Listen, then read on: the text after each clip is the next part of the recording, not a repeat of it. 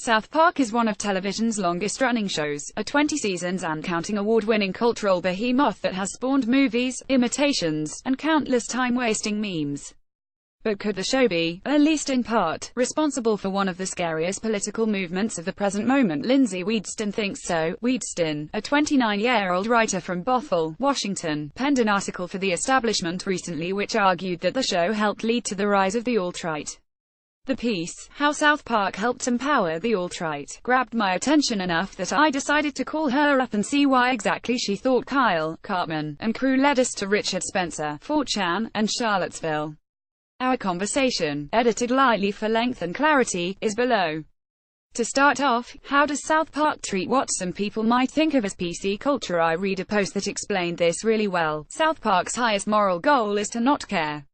It treats PC culture as if the opposite of PC culture is not to care about anything, so caring about an issue is basically stupid, and pretty much every episode goes back to, it doesn't matter, being PC is uncool, and not giving a fuck about anything is the way you should feel.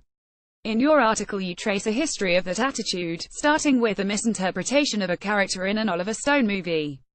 Can you take me through that? That was interesting. So the 1987 movie Wall Street, I didn't know before I researched for the article that Oliver Stone actually meant it the opposite of how so many people took it. Wall Street was supposed to be an indictment of Wall Street and the type of person that thinks greed is good. It was very interesting to find that so many people actually went with the mantra greed is good, and it seems like that has shaped a lot of our culture. Now we have prosperity Christianity, actually telling people that God wants them to collect as much wealth as possible.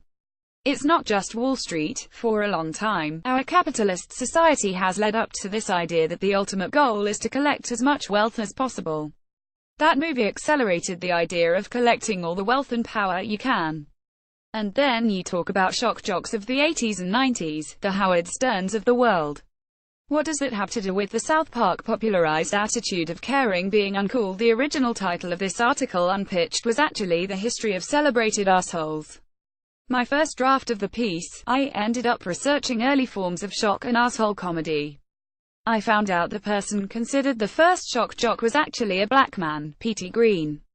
Howard Stern was influenced by him.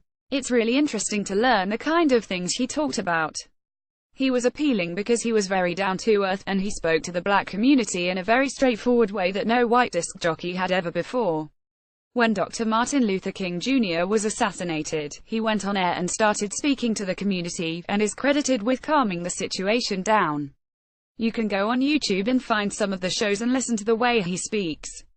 It's very colloquial. He just acts like a normal person. I think white people at the time looked at that as being shocking, and that's why he was labeled as a shock jock. He was really active in the community. He promoted education and feeding the hungry. He wasn't an asshole, but history is very interesting. In my original draft, I wrote about how he influenced Howard Stern. Howard Stern was actually invited onto his show. Stern went on in blackface and used the N-word, and Green thought it was funny. Green died fairly young, so then you move on to Howard Stern's career. Howard Stern, I'm sure, has done some good stuff in his life. But he is very much associated with the shock jock label, and a lot of what he does is just to rile people up. I think it's interesting how you have the transition from somebody who was just being real and communicating to his people in a way that made sense to him, and then you have Howard Stern, who makes a lot of money, and in fact an entire career, from pissing people off. How do you get to the alt-right from that? How does South Park's overall attitude connect to the alt-right? I believe that South Park's anti-PC messages paved the way for white supremacist groups to recruit much of the largely white male fanbase into what is now referred to as the alt-right, or other groups that are identical in all but name. Matt and Trey promoted this idea that you should be able to say or animate anything you want in the name of satire and humor, and any harm that it cause either didn't exist or didn't matter, when they experienced backlash for their intensifying mockery of already vulnerable groups and their attitude of repeating horrible things said by bigots up to and including Nazis is funny because it upsets people. They reacted by depicting their critics as free speech oppressing caricatures like the PC bro. They promoted the idea that marginalized people, trans people, people of color, Jewish people, etc., speaking out against harm caused by South Park's brand of humor and the show's I do what I want attitude are the real oppressors. White supremacist groups and their better PR counterpart, the alt-right, use this message constantly to recruit young white men and boys.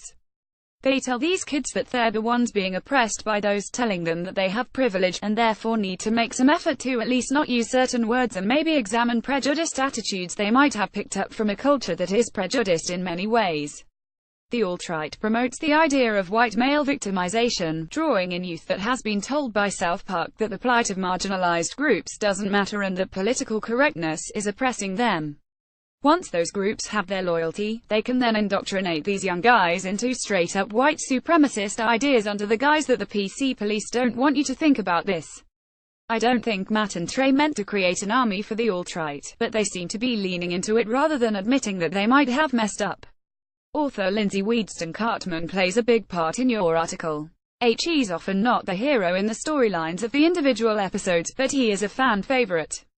Can you break down why that's a problem? Cartman is a perfect representation of satire gone wrong. Just like with Wall Street, the people who view your content take the literal meaning of something instead of taking it as the indictment that it is. It's pretty clear, especially in the earlier episodes, that you're not supposed to like Cartman. You aren't supposed to identify with him.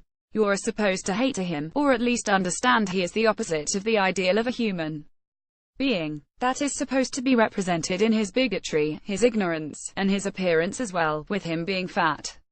And yet he is a fan favorite, and people do identify with him. I think it was Matt Stone who said he identifies with Cartman more than any of the other characters. I think their original intention was to say, okay, don't be like Cartman.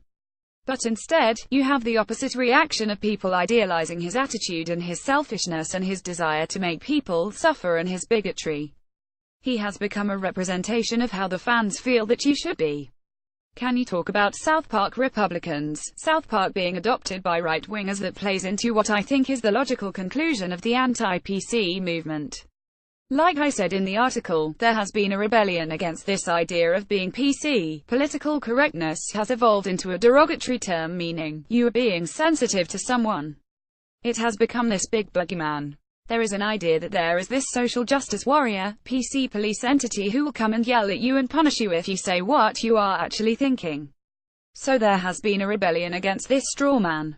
It has come down to, if you care about anyone at all, if you want to be sensitive to anyone's needs, then you're this politically correct nerd, or a nun with a ruler or an authority figure telling people what to do. You're therefore uncool and the enemy. It's very reactionary. But it's so popular and so widespread on the right now, and you actually have people coming out with articles and people in the White House using that rhetoric to help further their political careers. We must stop being politically correct and get down to the business of security for our people. If we don't get smart, it will only get worse. Donald J. Trump at Real Donald Trump, June 4, 2017. So it's really not surprising to me that there are articles out there saying South Park is right on actual political issues. What has followed South Park's wake? The first example that comes to mind is a lot of the cultural treatment of trans people. South Park has had some really transphobic content. Even before the Caitlyn Jenner episode, there was the whole treatment of Mr. Garrison and his change.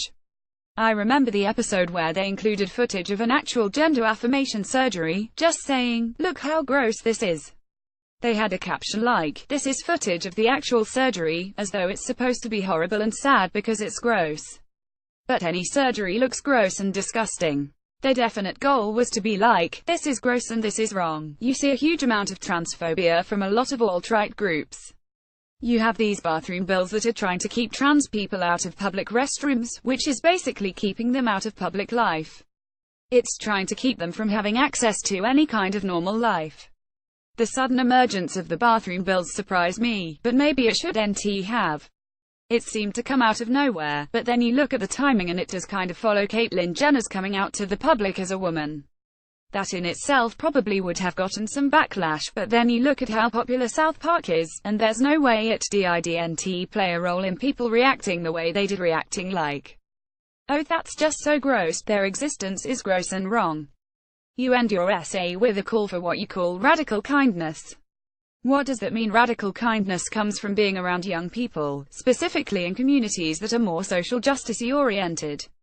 In my community, I'm seeing a shift towards memes being positive and used to uplift people. I think people are just tired of beating on each other and attacking each other, and the younger generations especially are starting to rebel against that. I feel like a lot of what my generation, millennials, has put out there has been negative. We're kind of a depressed generation, so I think younger people are reacting to that and deciding, let's be nice to each other. In a society where being mean to each other is the norm, kindness is punk. That's rebelling. That's what's cool.